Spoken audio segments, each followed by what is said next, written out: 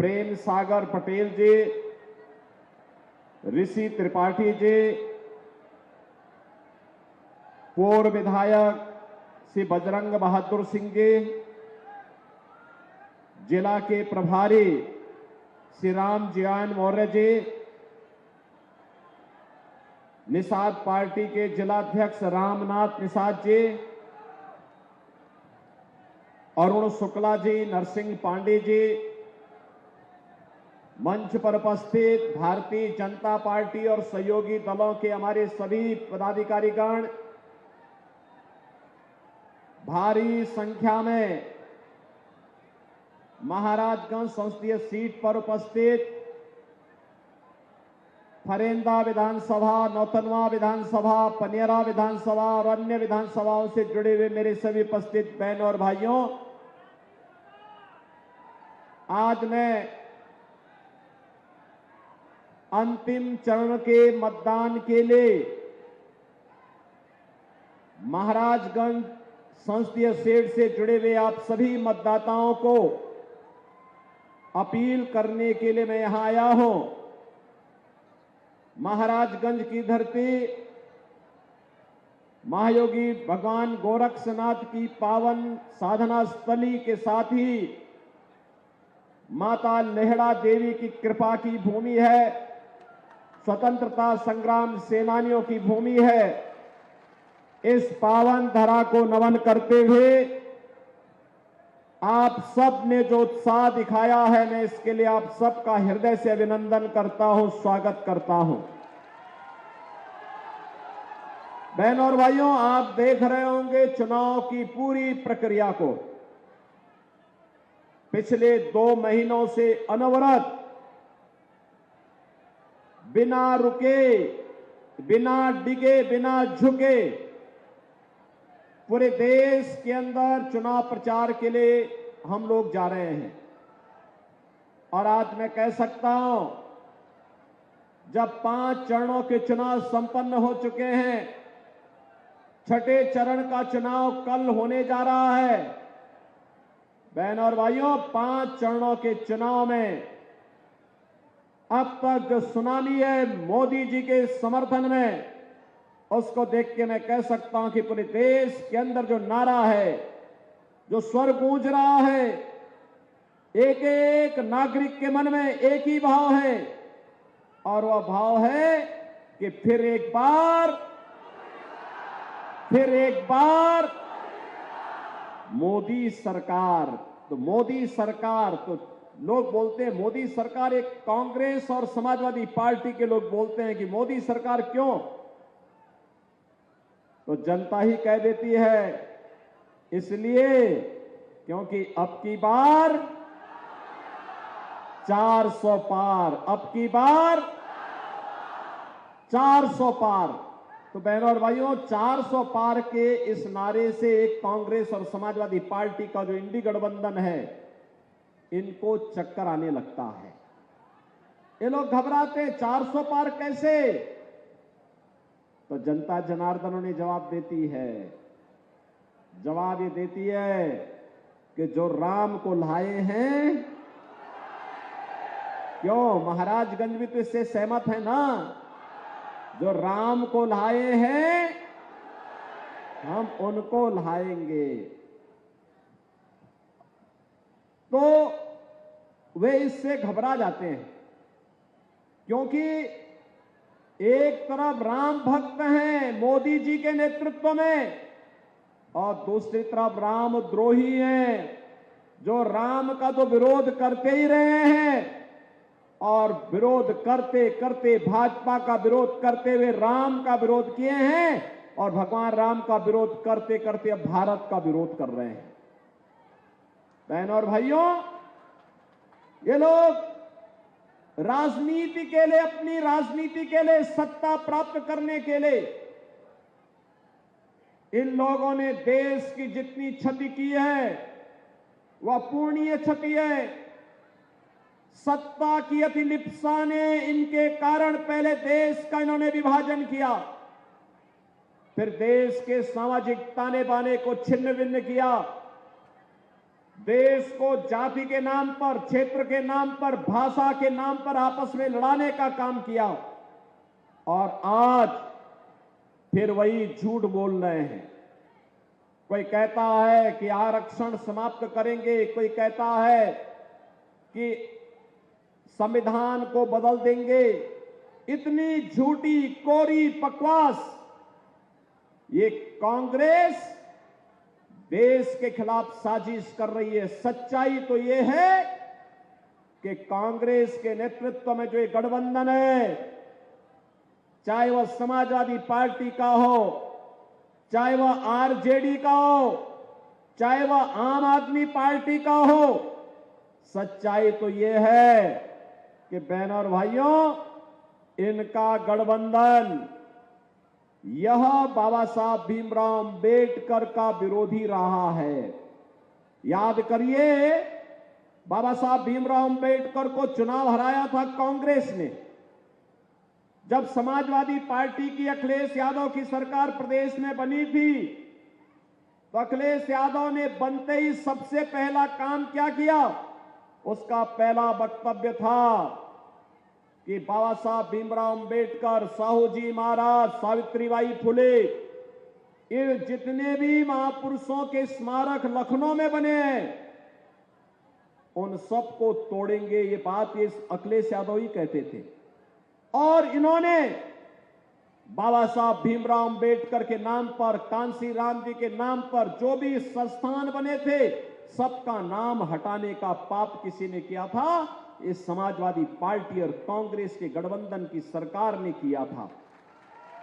बहनों और भाइयों, अपने स्वार्थ के लिए संविधान के साथ छेड़छाड़ करना, देश के अंदर इमरजेंसी लगाना, भारत की भावना के साथ खिलवाड़ करना, एक कांग्रेस की फितरत रही है। और कांग्रेस आज फिर वही शरारत करने पर उतारू है। कांग्रेस ने, अभी आपने देखा होगा कांग्रेस का एक सहयोगी पश्चिमी बंगाल में टीएमसी है। टीएमसी का मतलब तृणमूल कांग्रेस। यह पश्चिमी बंगाल में है। इसने वहां ओबीसी का सारा आरक्षण मुसलमानों को दे दिया था।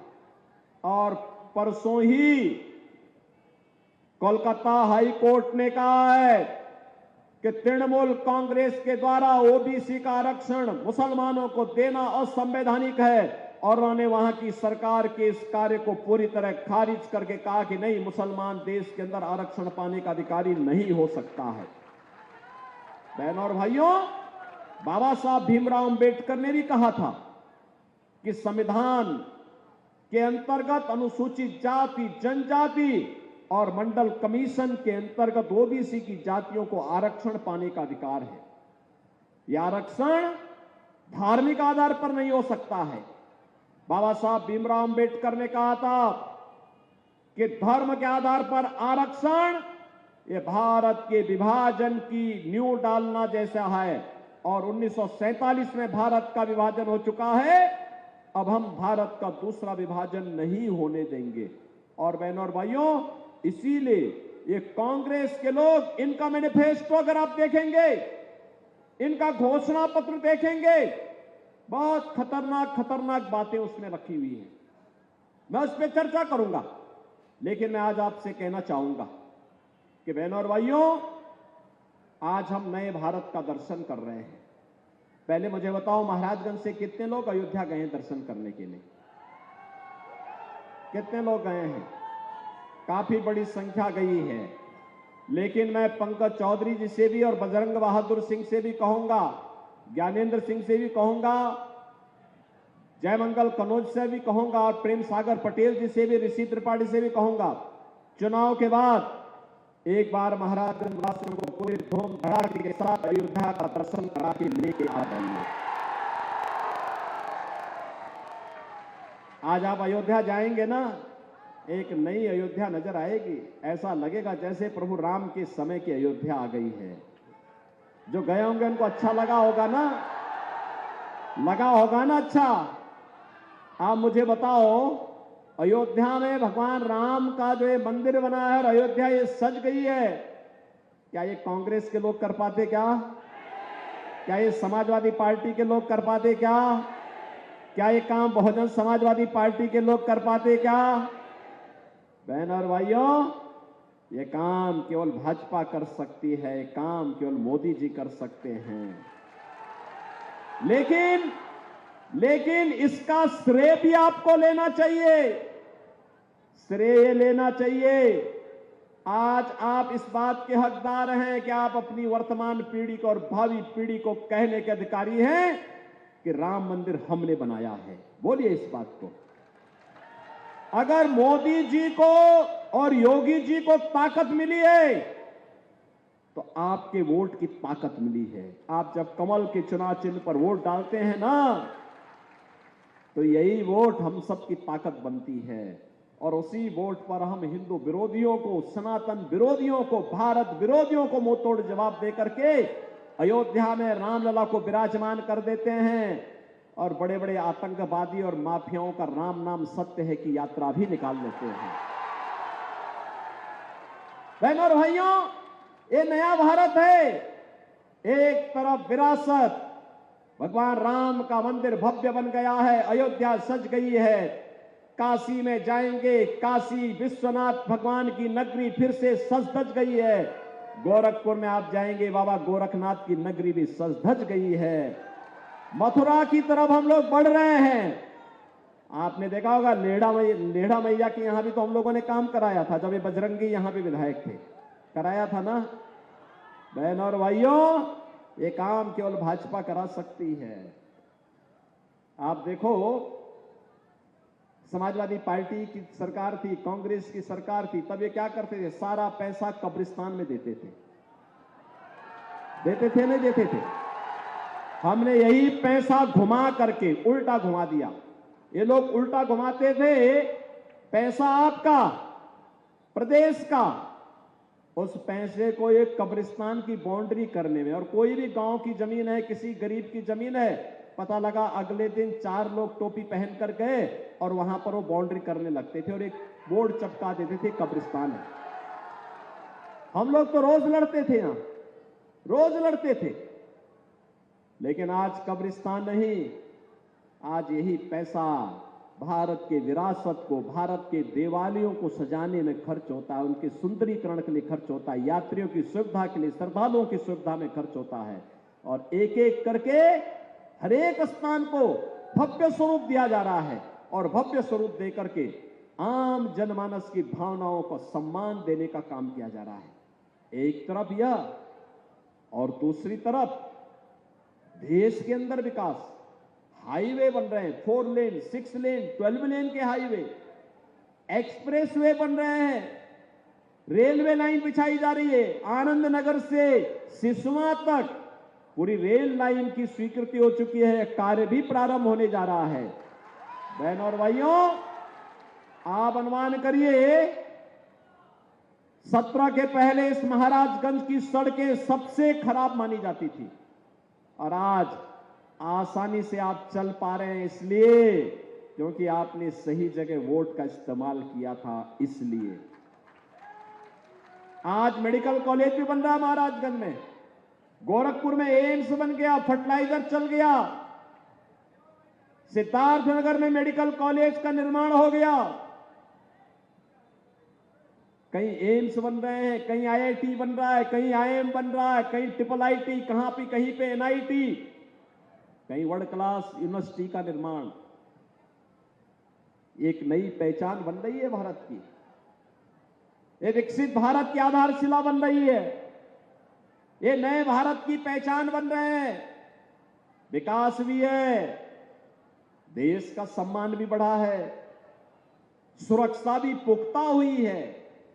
कांग्रेस के समय में आतंकी घटना घटित होती थी और कांग्रेस के नेताओं से बोला जाए, उस समय की सरकार से कहा जाता था कि आतंकवादियों के खिलाफ कार्रवाई करो, तो ये कहते थे आतंकवादी सीमा पार के हैं।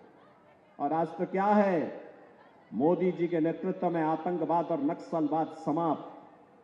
अब पटाखा भी जोर से फट जाए तो पाकिस्तान पहले सफाई देता, कहता साहब मेरा हाथ नहीं है, उसे मालूम है, मुझे उसे मालूम है कि अगर देर लगाई तो ऐसा ना हो कि भारत के बहादुर जवान घुस करके फिर वहीं पे मारपीट और उनकी ऐसी की तैसी कर दे।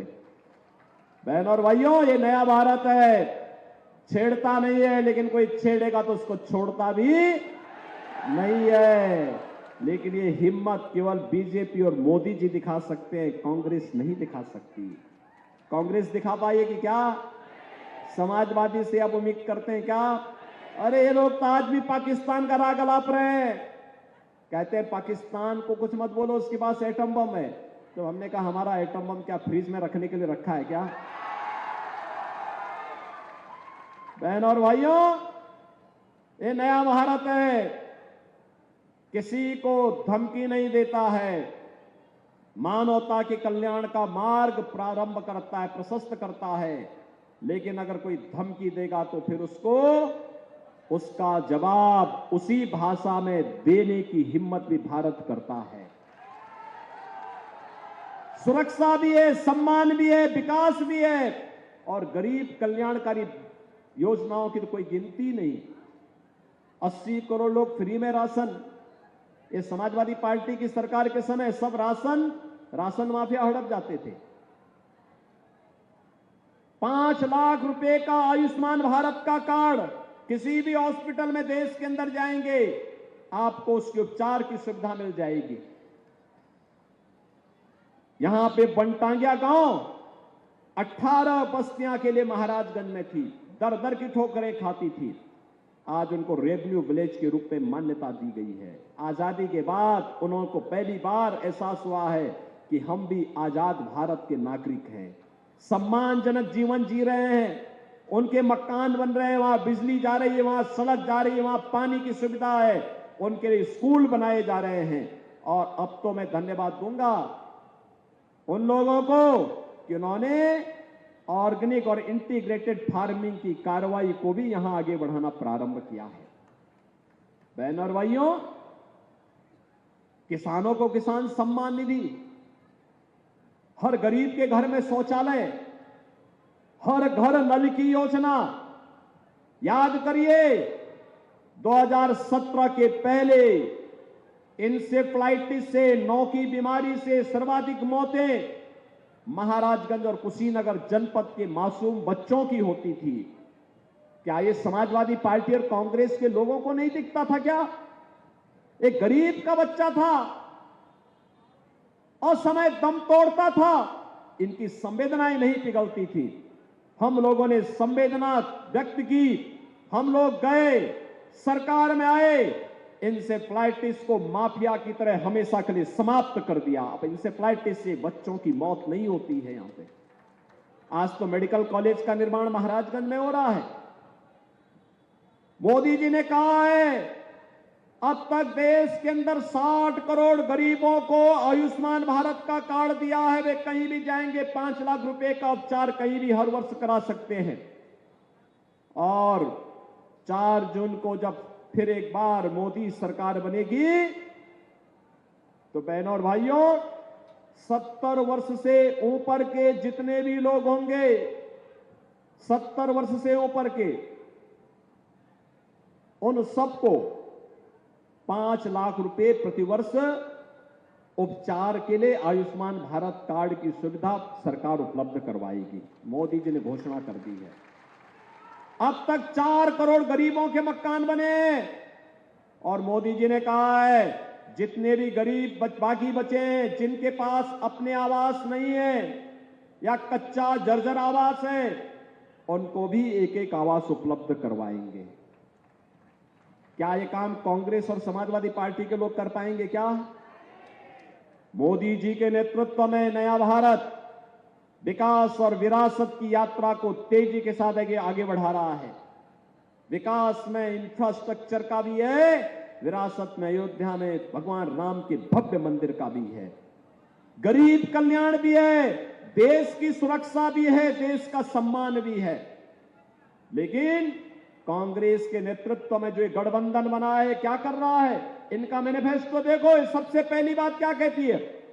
ये कहता है आएंगे, SC, ST और OBC का आरक्षण मुसलमानों को बांटेंगे। क्या आप इसको स्वीकार करेंगे? क्या ये देश इसको स्वीकार करेगा? क्या इनका मैनिफेस्टो दूसरी बात क्या कहता है? आएंगे पर्सनल लॉ लागू करेंगे। पर्सनल लॉ का मतलब जानते हैं आप? पर्सनल लॉ का मतलब है तालिबानी शासन, जिसमें महिलाओं को स्कूल जाने से रोका जाता है, जिसमें महिलाएं बेटियां स्कूल नहीं जा पाएंगी, महिलाएं बाजार नहीं जा पाएंगी, उनको बुर्का पहनना पड़ेगा। अरे ये हिंदुस्तान है, ये कोई अफगानिस्तान थोड़े है, पाकिस्तान थोड़े है कि कोई बुर्का पहनेगा यहां पे। लेकिन ये कांग्रेस का मैनिफेस्टो कहता है कि हम पर्सनल कानून लागू करेंगे, और उससे भी आगे जाके खतरनाक बातें या क्या कहते हैं? कहते हैं अल्पसंख्यकों को उनकी रुचि के अनुरूप खान पान की स्वतंत्रता देंगे। बहनों और भाइयों, मैं पूछना चाहता हूं, ऐसा कौन सा खान पान है जो बहुसंख्यक खाता है और अल्पसंख्यक नहीं खाता है, या अल्पसंख्यक खाता है बहुसंख्यक नहीं खाता है? उनकी रुचि कहां है? अरे रोटी आप खाते हैं वो भी खाता होगा, चावल आप भी खाते हैं वो भी खाता होगा, दाल आप भी खाते होंगे वो भी खाता होगा, सब्जी आप भी खाते हैं वो भी खाता है, लेकिन एक जगह आकर के ठहर जाता है जहां पर वह गौ कसी करता है, गौ माता को मारता है, गौ का मांस खाता है, वहां पे हिंदू भड़क जाता है, कहता नहीं, जन्म जन्म का नाता है, गाय हमारी माता है और ये हम नहीं होने देंगे। मैं पूछना चाहता हूं कांग्रेस से, क्या वह गौ कसी करने की छूट देंगे क्या? और क्या आप इसकी स्वतंत्रता, इस प्रकार की उच्छृंखलता करने की छूट देंगे?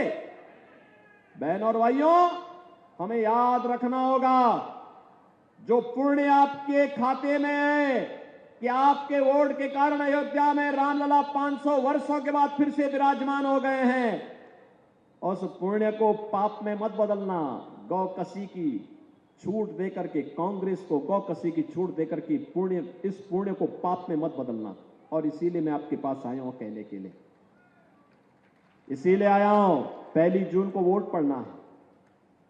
पंकज चौधरी चुनाव जीतेंगे, कोई संदेह नहीं, कोई संदेह नहीं, लेकिन इस चुनाव में रिकॉर्ड बनना चाहिए। रिकॉर्ड बनाएंगे, थोड़ा महाराजगंज की आवाज में जोर से बोलो, ये बॉर्डर का जनपद है हमारा। रिकॉर्ड बनाएंगे, रिकॉर्ड बनेगा ना, लेकिन रिकॉर्ड तब बनेगा जब आप 2 बातें मानेंगे। मेरी 2 बात मानोगे? एक, आपके पास 24 से लेकर के 31 तक का समय है, 25, 26, 27, 28, 29, 30, 31, ठीक 7 दिन। 7 दिन में आप में से हर व्यक्ति